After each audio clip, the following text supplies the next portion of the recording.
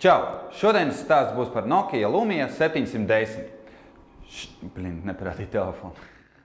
Telefonam ir 3,7 colu ekrāns ar Corning Gorilla Glass pārklājumu. Tas nozīmē, ka šīs ekrāns būs krietni izturīgāks pret skrāpējumiem un triecieniem nekā tas būtu, piemēram, citos telefonos. Dizainiski man šis telefons ļoti patīk, jo nav pārāk daudz pogu, ir pietiekoši liels ekrāns. Aizmugurē arī mums ir tikai kameras atstiņa. Starp citu, kamera ir 5 megapikseli, kas ļaus uzņemt tev tiešām labas kvalitātes bildes, kā arī HD video filmēšanas iespēju.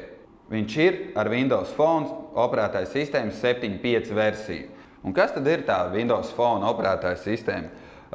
Vizuāli jau mēs uzreiz redzam atšķirību no pārējām operētāja sistēmām. Šeit ir tās sauktās flīzes, kas ir pietiekoši lielas un ērti pārskatāmas. Un šeit, nospiežot bultiņu, mums parādās mazās flīzītes ar visām pārējām aplikāciju ikonām un funkcijām. Tāpat kā citiem vietālruniem, arī šim ir savs aplikāciju veikals, kas saucās Marketplace, kurā jūs varat lejupielādēt gan maksas, gan bezmaksas aplikācijas, kopskaitā jau vairāk kā 100 000.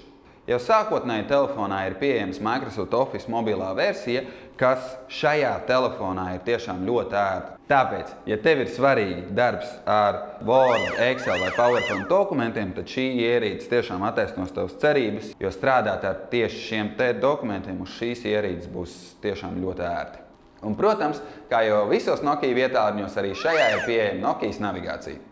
Neskatoties uz to, ka šī operētāja sistēma ir salīdzinoši jauna, tur jau ir pieejamas daudzas un dažādas aplikācijas, ko mēs ikdienā izmantojam. Tas pats WhatsApp, Skype, Facebook, Twitter un daudzas citas aplikācijas. Telefonam ir 8 GB iebūvētā atmiņa, kuru nav iespējams palielināt, bet manā uztverē 8 GB ir pietiekoši daudz.